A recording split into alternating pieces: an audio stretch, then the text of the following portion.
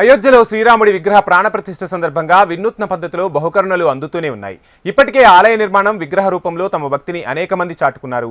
తాజాగా ఇప్పుడు అయోధ్య శ్రీరాముడి పాదాల చింతకు సిరిసిల్ల పట్టుచీర చేరబోతోంది. అయోధ్యలో ఈ నెల 22న శ్రీరామచంద్రుడి విగ్రహ ప్రతిష్టాపన సందర్భంగా శ్రీరాముని పాదాల చింతకు బంగారు చీరను బహుకరించనున్నారు. సిరిసిల్ల పట్టణానికి చెందిన నేత కళాకారుడు వెల్ది హరిప్రసాద్ తన స్వహస్తాలతో బంగారు చీరను నేశారు. ఈ చీరను ఈ నెల 26న ప్రధానమంత్రి నరేంద్ర మోదీ చేతుల మీదుగా రాముడి పాదాల చెంతకు చేర్చనున్నట్లు బీజేపీ జాతీయ ప్రధాన కార్యదర్శి ఎంపీ బండి సంజయ్ కుమార్ తెలిపారు.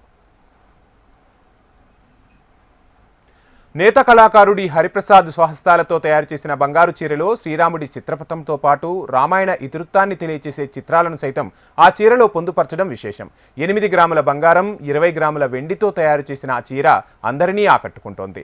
అద్భుతంగా చీరను తయారు చేసిన హరిప్రసాద్ను ఈ సందర్భంగా బండి సంజయ్ అభినందించారు. గతంలో అగ్గిపెట్టెలో పట్టే చీరను తయారు చేసిన చరిత్ర సిరిసిల్ల జిల్లాదని, ఇంతటి గొప్ప నైపుణ్యాన్ని సొంతం చేసుకున్న చేనేత రంగాన్ని ఎంతైనా ప్రోత్సహించాల్సిన అవసరం ఉందని, చేనేత కార్మికులను ఆదుకునేందుకు తన వంతు కృషి చేస్తానని బండి సంజయ్ హామీ ఇచ్చారు.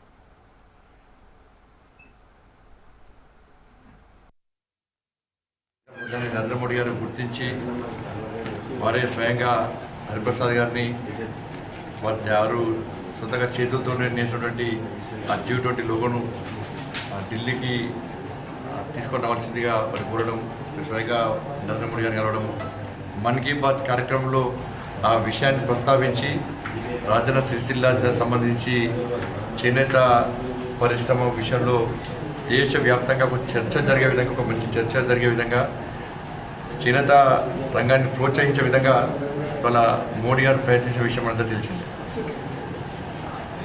ఈ నెల 22వ తారీఖు నాడు అయోధ్య రాముల వారి ప్రాణప్రతిష్ఠ కార్యక్రమం సందర్భంగా తిరిగి హరిప్రసాద్ గారు రాజన్న సిరిసిల్ల జిల్లా అయోధ్య రాముల వారికి రాజన్న సిరిసిల్ల జిల్లా బంగారు చీర దాన్ని అందించడానికి మరి చేతులతో అయోధ్య రామాయణకు సంబంధించి రాములవారి పట్టాభిషేకాన్ని మొత్తం రాములవారి జన్మ నుంచి వచ్చి పట్టాభిషేకం వరకు కూడా అన్ని విషయాలను చీరలో పొందుపరచడం, దాన్ని అయోధ్య రాములవారికి అందించాలని చెప్పి ఆలోచనతో నరేంద్ర మోడీ గారికి చెప్పాలనే ఉద్దేశంతో, వారికి అందించాలనే ఉద్దేశంతో వారు ఉన్నారు. కాబట్టి తప్పకుండా నా వంతు ప్రయత్నం